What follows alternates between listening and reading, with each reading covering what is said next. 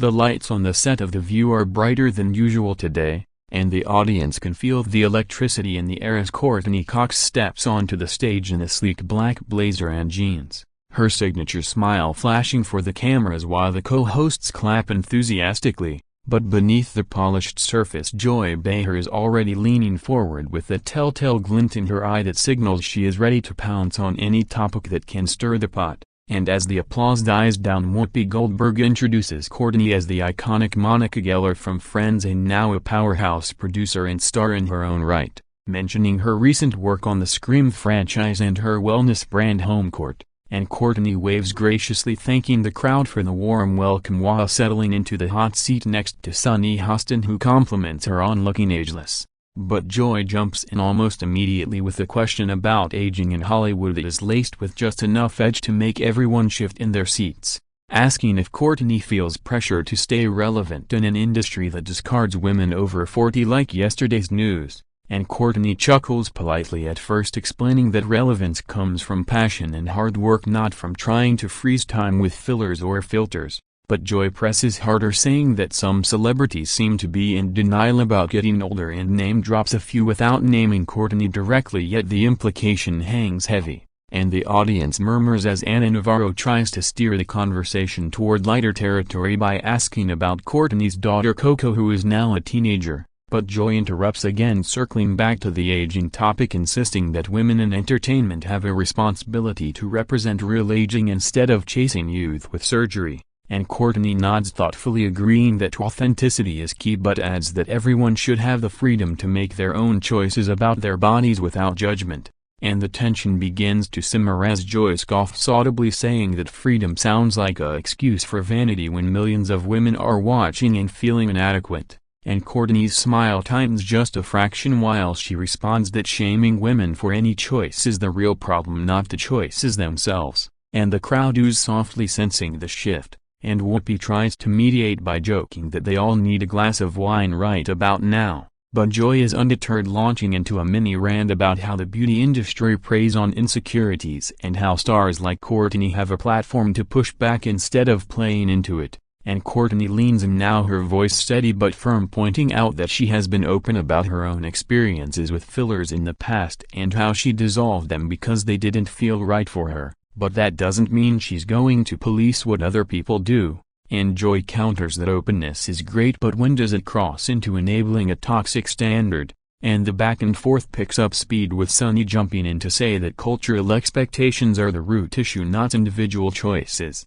But Joy waves her off, focused on Courteney, who is now visibly composed yet clearly engaged in the debate, and the segment producer signals for a commercial break, but the cameras keep rolling for the live feed as the argument heats up just enough to keep everyone watching. As the show returns from break, the audience is buzzing and the co-hosts are sipping water while Courteney adjusts her posture ready for round two. And Joy picks up right where she left off, saying that she respects Courteney's career but questions whether promoting a luxury wellness brand isn't just another way to profit off the same insecurities she claims to reject. And Courteney's eyes widen slightly, not in shock but in recognition that this is no longer a casual chat, and she responds calmly that Homecourt is about creating products that make people feel good in their everyday lives, not about promising eternal youth, emphasizing that scent and self-care are personal joys, not anti-aging miracles. But Joy pushes harder, asking if Courteney really believes that a $300 candle isn't marketed to women who are desperate to feel special in a world that sidelines them after a certain age. And the audience gasps at the directness while Lana tries to laugh it off, saying everything is expensive in Courteney's zip code. But Courteney doesn't laugh this time. Instead, she leans forward and says that pricing reflects quality ingredients and sustainability efforts, not desperation, and that dismissing her business as predatory is unfair and reductive.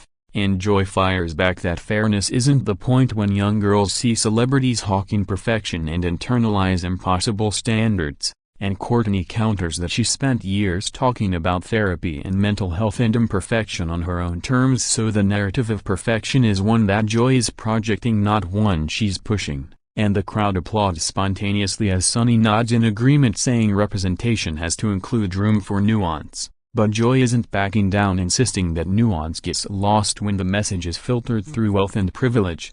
and Courtney's voice rises just a touch as she says that privilege doesn't negate the right to build something meaningful and that attacking her livelihood crosses a line from discussion into personal territory, and Whoopi jumps in trying to pivot to a clip from Scream, but Joy talks over her saying they need to have the hard conversations if they're going to claim to be a platform for women.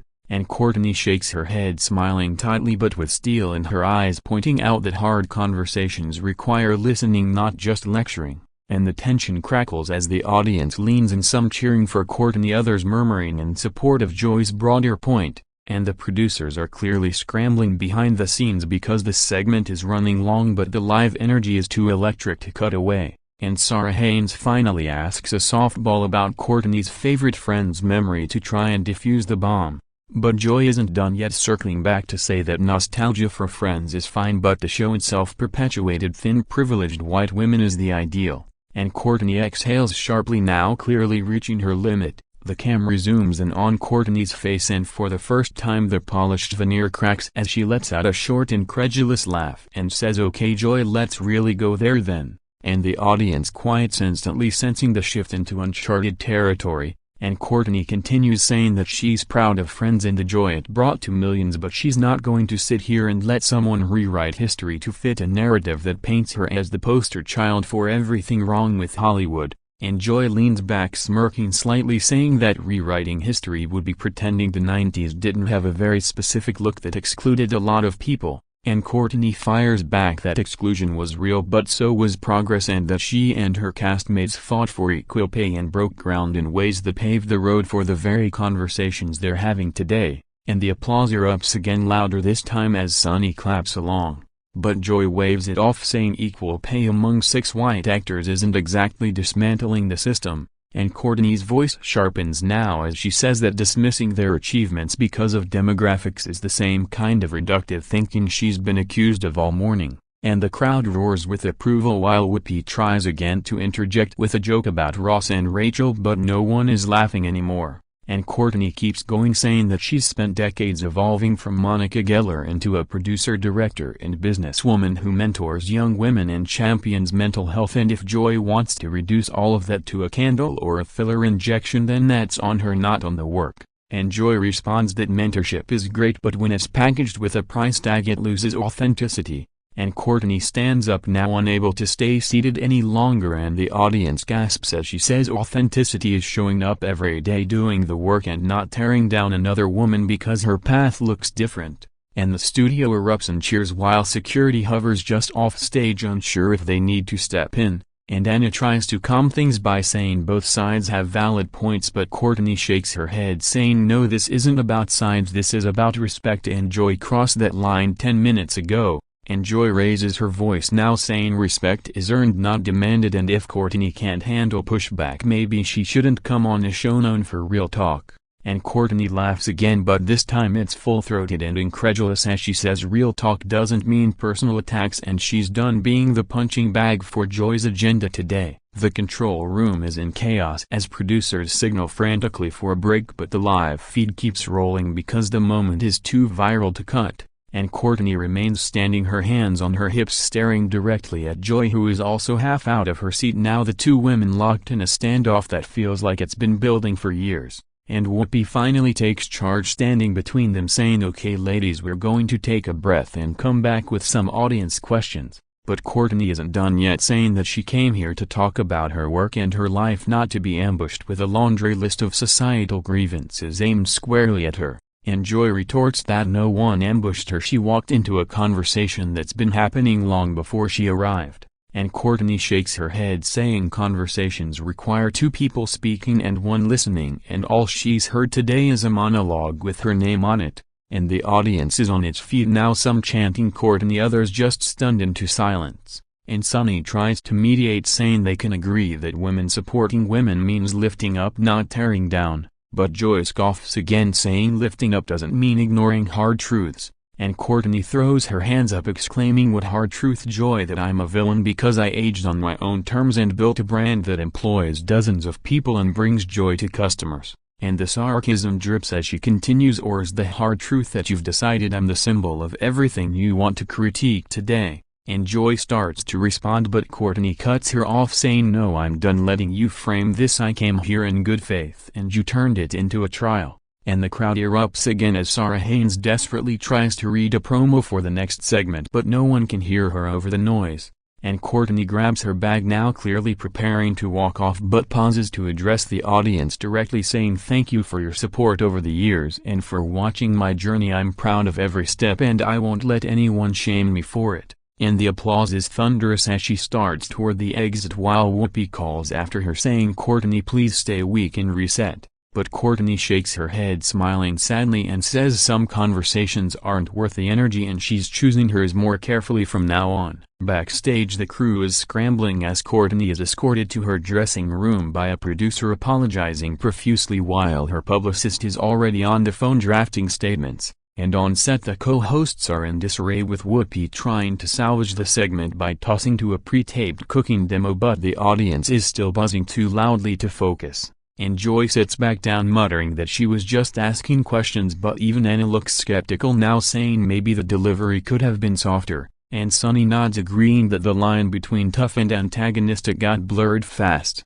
And the cameras cut to commercial finally, but the clip is already exploding online with hashtags trending within minutes. And Courteney in her dressing room takes a deep breath, texting her daughter that everything is okay, just a lively debate. And her team rallies around her, offering water and reassurance, while the clip of her standing up to Joy loops endlessly on social media. And fans flood comment sections praising her grace under fire, while others dissect every word of the exchange. And the network executives are in emergency meetings trying to decide whether to air the full unedited segment or trim it for the West Coast feed. But the damage and the virality are already done. And Courteney steps out for a quiet moment in the hallway, where a young staffer approaches shyly, saying she's inspired by how Courteney handled herself. And Courteney smiles genuinely for the first time since the break, thanking the staffer and saying that standing up for yourself is hard but necessary. And the moment is captured by a phone camera and becomes another viral clip within the hour. And Joy in the green room is on her phone reading early reactions and defending her stance to her team, saying she was doing her job, asking the questions others won't. But even her assistant looks unconvinced as the narrative online shifts heavily in Courteney's favor. And the show's ratings are about to skyrocket for all the wrong reasons. By the time Courteney's car pulls away from the studio, the internet has crowned her the queen of clapbacks, and memes of her throwing her hands up are everywhere. And her Homecourt website crashes temporarily from the surge in traffic as fans rush to support her brand, and talk shows are already booking analysts to break down the confrontation frame by frame. And Courteney posts a simple Instagram story later that evening saying thank you for the love, choosing peace over noise, always with a heart emoji, and the post garners millions of likes and hours. And Joy goes on a radio show the next morning, doubling down, saying she has no regrets because the conversation about women and aging needs to happen. But the backlash is fierce, with former guests and viewers accusing her of bullying, and the network issues a bland statement about lively discourse while privately considering format changes. And Courteney flies home to Los Angeles, where her friends, including Jennifer Aniston and Lisa Kudrow, send group texts full of laughing emojis and fire symbols. And she spends the evening cooking dinner with her daughter, laughing about how Monica Geller would have cleaned the entire set in retaliation. And the incident becomes a case study in media training, with publicists everywhere warning clients about The View's unpredictable hot seat. And sales of Homecourt candles spike 30% overnight as supporters buy in solidarity. And Courteney's next interview is carefully booked with a softer platform where she talks about resilience and boundaries. And the clip of her walking off becomes a staple in empowerment reels for years to come. And Joy eventually offers a half apology on air, saying she could have phrased things differently but stands by the importance of the topic. And Courteney responds through a spokesperson, saying she wishes Joy well and is focused on her work. And the entire episode solidifies Courteney's image as unflappable while serving as a cautionary tale about the fine line between discourse and disrespect in daytime television.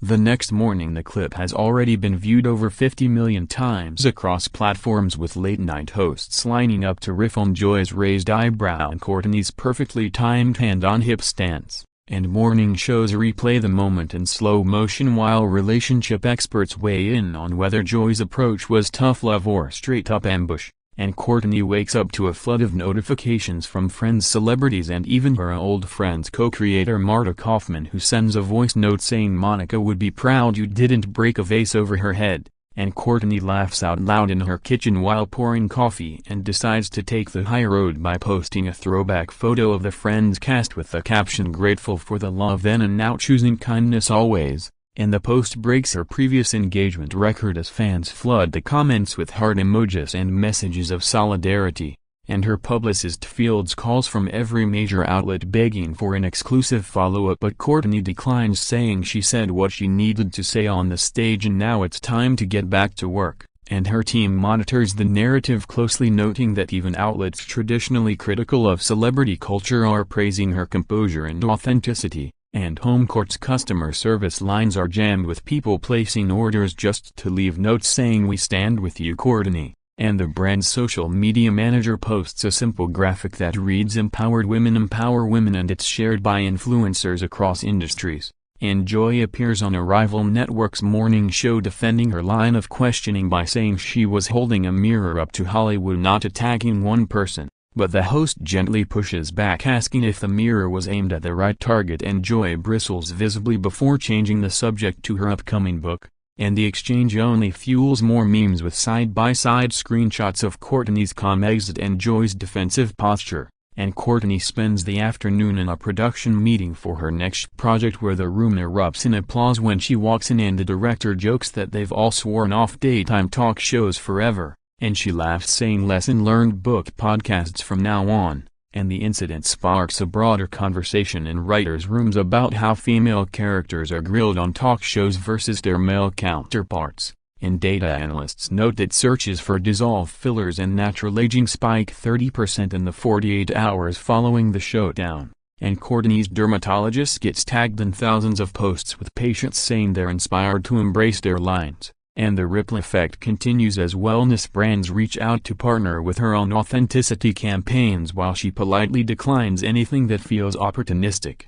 And by evening she's on a Zoom with her daughter's school fundraising committee where the other parents can't resist asking about the drama, and she waves it off saying it's just another day in the life of Monica Geller's mom. A week later the dust hasn't settled because The View invites Courteney back for what they call a reconciliation segment, and her team debates the optics for days before she agrees, but only on the condition that the conversation focuses on solutions, not blame. And the episode airs with a packed audience holding signs that read "We love you, Courteney," and the co-hosts open with a montage of the viral moment set to dramatic music before Whoopi apologizes on behalf of the show for letting things get too heated, and Joy offers a more nuanced statement saying she admires Courteney's career and regrets if her passion came across as personal, and Courteney accepts gracefully, saying she believes in second chances and wants to model healthy disagreement for her daughter. And the crowd cheers as they pivot to a joint discussion about mentoring young women in entertainment, with both women sharing stories of their early struggles and the importance of paying it forward. And ratings for the reconciliation episode beat the original Confrontation by 15%, proving that resolution sells almost as well as conflict. And Courteney uses the platform to announce a scholarship fund in partnership with Homecourt for aspiring female directors from underrepresented communities. And the announcement trends immediately, with celebrities pledging matching donations, and Joy surprises everyone by contributing the first $10,000 live on air, saying it's the least she can do to turn tension into action, and the moment is clipped and shared as a masterclass in public repair, and Courteney's phone buzzes non-stop with texts from industry friends calling it the classiest move they've seen in years. And the scholarship application portal crashes within minutes of going live as thousands of young women upload their short films, and the selection committee includes former Friends guest stars and Scream alumni, creating a full-circle moment that media outlets dub redemption television. And Courteney flies to New York for the first scholarship luncheon where she meets the recipients and hears their stories of overcoming doubt and systemic barriers. And one winner tells her that watching Courteney stand up on The View gave her the courage to submit her application, and Courteney tears up on camera promising to mentor each winner personally, and the luncheon footage becomes another viral sensation with the hashtag #WomenLiftingWomen trending globally, and Joy sends flowers to the event with a note saying proud to be part of the ripple effect, and Courteney posts a photo of the bouquet on her story thanking Joy for the gesture and closing the chapter with grace. And the entire arc from clash to collaboration is studied in PR classrooms as a textbook example of crisis management done right. Months later the incident has faded from daily headlines, but its impact lingers in quiet meaningful ways as Homecourt launches a new line of affordable self-care essentials with proceeds funding the scholarship program, and Courteney directs her first episode of a streaming series created by one of the scholarship winners, marking a milestone in paying it forward. And Joy references the confrontation in her stand-up routine with self-deprecating humor, saying she learned that even Monica Geller has limits and the crowd roars with laughter, and the two women cross paths at a charity gala where photographers capture them laughing together over cocktails, and the image becomes the final nail in the feud coffin. And Courteney's daughter Coca uses the scholarship story in her college admissions essay, writing about watching her mom turn pain into purpose. And she's accepted to her dream school with a note from the dean praising her maturity and social awareness, and Courteney frames the acceptance letter next to her friend's memorabilia as a reminder that growth outshines any viral moment. And the wellness industry shifts subtly, with more brands emphasizing joy over youth in their marketing and citing Courteney's stance as inspiration, and daytime television producers implement new guidelines for guest prep to avoid ambush scenarios while still preserving spontaneity. And The View creates a recurring segment called Real Talk Done Right, where guests set the topics in advance, and the first episode features a male actor discussing vulnerability without interruption, and the format is praised for balancing authenticity with respect. And Courteney declines most retrospective interviews about the clash, saying the work speaks louder than the noise, but she does agree to a podcast with a young female host where she shares the behind-the-scenes fear she felt standing up that day and how choosing courage over comfort changed her. And the episode tops charts with listeners leaving voice messages about their own moments of speaking up, and the ripple effect continues as corporations invite Courteney to speak on leadership panels where she teaches executives how to disagree without diminishing. And one Fortune 500 company credits her framework with reducing workplace conflict by 20%, and years later a documentary about women in entertainment opens with the clip of Courteney walking off The View with voiceover narration calling it the moment daylight talk shows grew up, and Courteney watches the premiere with her daughter, now a college graduate, and they laugh at how far they've come. And the film ends with Courteney's scholarship winners on screen crediting her clash and comeback as the spark that lit their careers, and the credits roll over footage of Joy and Courteney hugging at the gala with text that reads, "Sometimes the messiest moments make the most beautiful stories."